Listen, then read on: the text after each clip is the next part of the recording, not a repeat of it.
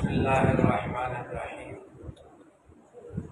الحمد للہ وکفی وسلام علی عبادہ الذین اصطفی اما بعد اعوذ باللہ من الشیطان الرجیم بسم اللہ الرحمن الرحیم انہم کانوا یسارعون فی الخیرات ویدعوننا رغبا ورہبا وکانوا لنا خاشعین قال النبي صلى الله عليه وسلم اشراف امتي حملة القرآن واصحابه صدق الله وصدق رسوله النبي الكريم۔ کوئی ساتھی جائے نہیں، تمام حضرات کے لیے کھانے کا انتظام ہے اور دعا تک تشریف رکھیں، اللہ تعالیٰ کو جزائے خیر عطا فرمائے۔ مولانا کا مطلب یہ ہے کہ میرا بیان سنے نہ سنے بریانی ضروری ہے، تو آپ کی مجبوری ہے بیٹھنا، اس کا مطلب میں بیان نہ بھی کر سکتا، تو جائیں گے نہیں بریانی کا۔ بہرحال میں مختصر بات کروں گا، وقت ہو گیا ہے۔ یہ جو مسابقہ ہوا حضرت مولانا شریف الرحمان صاحب کے ادارے میں، ہمارے بہت ہی محترم قابل قدر عالم دین حضرت مولانا عبدالوحید صاحب اللہ تعالیٰ میں نے حضرت سے کہا کہ آج کا یہ مسابقہ جب میں نے دیکھا تو مجھے مفتی جمیل خان شہید رحمۃ اللہ علیہ یاد آئے کہ انہوں نے ایک تجدیدی کارنامہ یہ کیا کہ اقرا کی بنیاد ڈالی، اور وہ اقرا کا قرآن کریم کے تعلیم کا وہ سلسلہ پورے پاکستان میں ان کے ہاتھوں میں اور کہاں کہاں تک پہنچا۔ وہ بچے جو مدرسوں کے ماحول میں نہیں آنا چاہتے تھے اور اسکول اور اس کے نظام سے متاثر تھے، ان تمام بچوں کے لیے انہوں نے اقرا کے نام سے یہ نظم چلایا، اور لاکھوں بچے بچیاں اس میں ماشاءاللہ قرآن کریم کی تعلیم حاصل کر رہے ہیں۔ یہ ان کا ایک تجدیدی کارنامہ تھا، اللہ تعالیٰ کے درجات کو بلند فرمائے۔ مولانا عبدالوحید صاحب جی نے مجبور کو اللہ تعالیٰ نے قرآن کریم سے بہت ہی شغف اور عشق عطا کیا ہے، اور اس سلسلے میں یہ پورے ملک میں جاتے ہیں، اور جیسے فرمایا کہ بھی ہم لوگوں کو دعوت دیتے ہیں، دعوت دینا ہم نے چھوڑ دی، تو میری درخواست ہوگی کہ دعوت دینا نہ چھوڑیں، آپ دعوت دینا چھوڑ دیں۔ اور آپ کو جیسے آپ نے مولانا شفیع صاحب نے بچوں سے کہا کہ پھر کوئی اول روم شوم آیا ہوگا، لیکن بقیہ کو مایوس نہیں ہونا چاہیے۔ تو ایک مشہور جملہ ہے کہ کچھ لوگ جیت جاتے ہیں اور کچھ لوگ سیکھ جاتے ہیں، ہار کا کوئی بھی نہیں۔ یہ میدان میں جتنے بھی آئے ہیں ان میں کوئی ہارا ہوا نہیں ہے اور نہ ان کے گلے میں ہار ہے۔ ہمارے پولیس صاحب کو کسی نے ہار پہنا، اس نے کہا نہ ہار مانتا ہوں نہ ہار پہنتا ہوں، تو نہ ان کے گلے میں ہار ہے اور نہ یہ ہارے ہوئے ہیں، یہ کچھ جیتے ہوئے ہیں تو کچھ سیکھے ہوئے ماشاءاللہ۔ اسی طرح میں حضرت بہت بڑے آدمی ہیں، قرآن کریم کی خدمت اللہ ان سے لے رہا ہے، اور اللہ کی نزدیک وہی بڑا ہے جس سے اللہ قرآن کی خدمت کرے، اس لیے کہ قرآن کی خدمت تو رسول پاک صلی اللہ علیہ وسلم نے فرمائی ہے، تو جو ان کے نقش قدم پر چل رہا ہے، قرآن کی خدمت کر رہا ہے، اللہ کی بارگاہ میں وہ بہت بڑا ہے۔ دنیا والے اس کو کچھ بھی سمجھے، یہ پتہ تو اس وقت چلے گا جب اللہ کی بارگاہ میں یہ پیش ہوں گے، اور ان کے زیر سرپرستی وہ ہزاروں بچے اور بچیاں جو قرآن کے زیور سے آراستہ ہوں گے، جب انہیں اللہ انعام دے گا تو ان سرپرستی کرنے والوں اور فکر کرنے والوں اور ان دعائیں کرنے والوں کو اللہ تعالیٰ کیا انعام دے گا۔ یہ سنت ہے اللہ تعالیٰ نے، جو میں نے آیت پڑھی ہے سورہ انبیاء، اس کا نام ہی سورہ انبیاء ہے، اور اس میں مختلف انبیاء علیہ الصلوات والتسلیمات کا ذکر ہے۔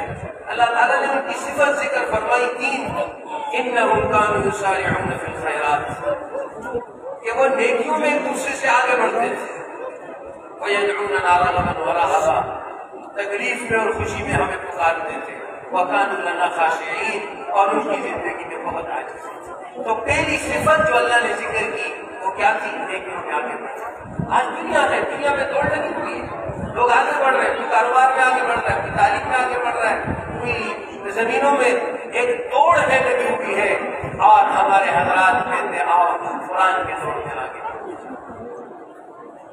حضرت ابوبکر صدیق رضی اللہ تعالیٰ عنہ صدیق اکبر ہے، تمام صحابہ سے ان کی شان اور مرتبہ بلند ہے۔ حضرت عمر رضی اللہ تعالیٰ عنہ نے خود فرمایا کہ میں نے چاہا کہ میں ابوبکر سے آگے بڑھوں، لیکن میں نہیں بڑھ سکتا۔ تو آگے بڑھنا، مسابقہ، سبقت لینا، دنیا والے بھی کر رہے ہیں، اور اگر قرآن میں مسابقہ ہے یہ اللہ کو کتنا پسند ہے۔ اللہ کو یہ بچے کتنے پیارے لگتے ہوں گے جب یہ اللہ کا کلام پڑھتے ہوں گے۔ دنیا میں اگر کسی مصنف و مؤلف کو پتہ چلے کہ میری کتاب کو پڑھتا ہے، اس کے دل میں اس کے لیے ایک محبت آتی ہے، میری کتاب پڑھی آپ نے، اچھا میری تصنیف پڑھی آپ نے۔ اور اگر اللہ کی کتاب کو پڑھ رہے ہیں اور اس میں محنت کر رہے ہیں، یہ بہت عظیم لوگ ہیں، یہ بہت عظیم لوگ ہیں۔ آج دنیا والوں کو شاید یہ سمجھ نہ آئے، لیکن جب یہ اللہ کی بارگاہ میں پیش ہوں گے اس وقت یہ بات سمجھ۔ تو یہ سنت ہے انبیاء اور صحابہ کی۔ اللہ تعالیٰ ان مسابقوں کو اور اضافہ فرمائے۔ اور مولانا عبدالوحید صاحب سے میں درخواست کروں گا کہ ہمارے لیے بھی دعا کریں۔ ہمارے مسجد میں بھی چھوٹا سا نظم ہے، حضرت سے ہم دعا کی درخواست کرتے ہیں کہ ہم بھی مسابقہ شروع کریں۔ انشاءاللہ آج میں یہ نیت کرتا ہوں کہ انشاءاللہ کل تو چھٹی ہے، پیر سے اساتذہ کو یہ کہوں گا کہ بھی اگلے سال ہم بھی تیار ہیں۔ آخری بات جو میں اپنے ان شرکاء مسلمان بھائیوں سے کرنا چاہتا ہوں، رسول اللہ صلی اللہ علیہ وسلم نے فرمایا کہ سب سے بڑا سخی اللہ ہے، وہ ساری کائنات کو کھلا پلا رہا ہے، تربیت کر رہا ہے۔ اور فرمایا دوسرے نمبر پر اللہ کا نبی سب سے بڑا سخی ہے، اور تیسرے نمبر پر فرمایا وہ عالم جو علم حاصل کرتا ہے اور پھر اس علم کو پھیلاتا ہے، یہ اس کائنات کا سب سے بڑا سخی ہے۔ اب میں آپ کو سمجھاتا ہوں، یہ جو 11 بچے تھے جن کے لیے یہ اتنا بڑا پروگرام رکھا گیا، اس میں کچھ خرچہ بھی ہوگا،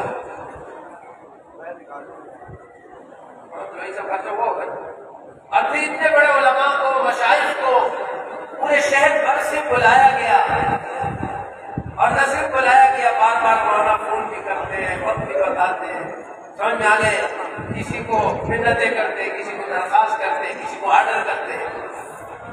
یہ اتنی بڑی محفل جو سجائی، جو 11 بچے تھے، ان میں سے مولانا شفیق الرحمان یا مولانا عبدالوحید صاحب کا بیٹا کون سا؟ کوئی بیٹا نہیں، یہ آپ کے بیٹے ہیں، لیکن یہ علماء کا کمال ہے، آپ کے بچوں کو اپنے سینوں سے لگاتے ہیں۔ یہ نسب میں آپ کے بیٹے ہیں، لیکن علم کی دنیا میں یہ ہمارے بچے ہیں۔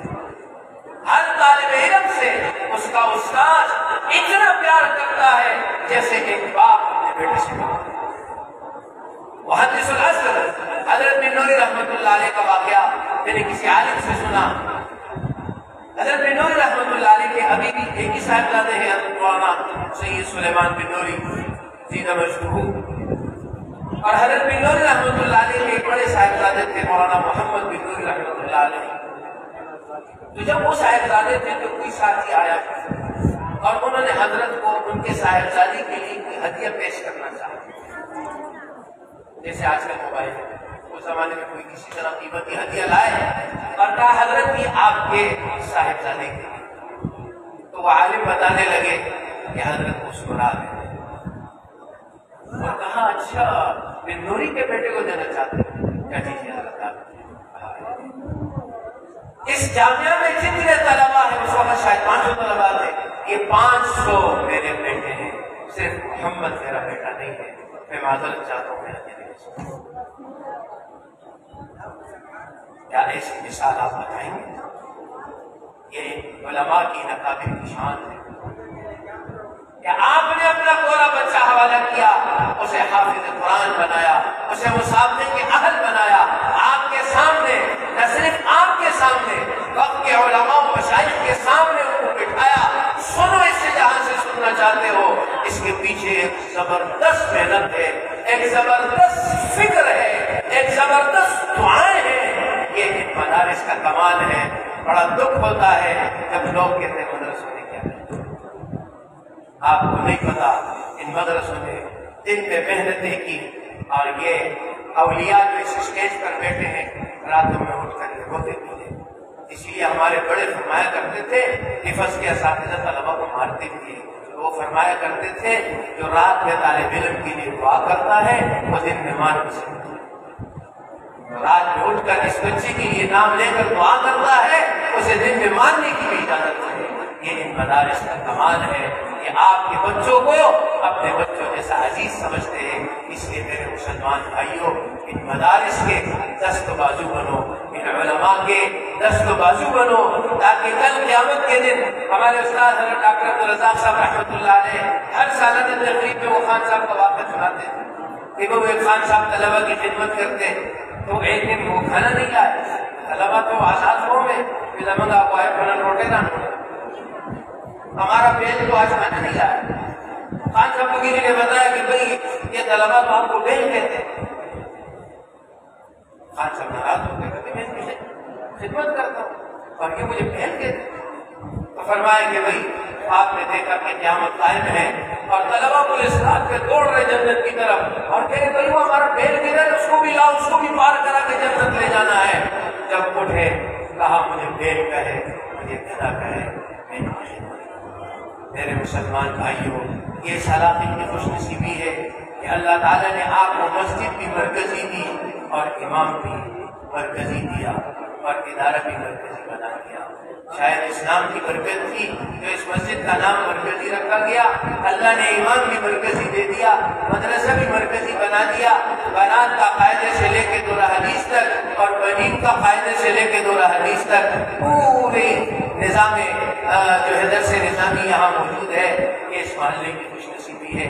جب یہ بچے قرآن پڑھتے ہوں گے، رحمتیں برستی ہوگی، تو ہمارے اکابر میں جس کا واقعہ مجھے نام تو یاد نہیں ہے کہ ان سے کسی نے کہا حضرت یہ کیوں لوگ کہتے ہیں کسی اللہ والے کے قریب مجھے دفن کرو؟ ہر آدمی کی اپنی قبر ہے، اللہ والا ہو برابر میں یا کوئی بھی ہو، میری قبر اپنی ہے۔ تو حضرت خاموش رہے۔ فرمایا کچھ دن بعد جب حضرت بیٹھے اس زمانے کے اندر ہاتھ کے پنکھے چلتے تھے، جب پنکھا حضرت کے لیے چلنے لگا تو اس شاہی کو بلایا کہ بھائی ذرا یہ بتاؤ یہ پنکھا میرے لیے چل رہا ہے آپ کے لیے؟ کہا جی آپ کے لیے چل رہا ہے۔ کہا کچھ ہوا آپ کو بھی مل رہی ہے برابر والوں کو؟ کہا جی۔ کہا اسی لیے لوگ کہتے ہیں اللہ والوں کے قرب میں رحمتیں برسے گی، کچھ چیزیں ہمیں بھی مل جائے گی۔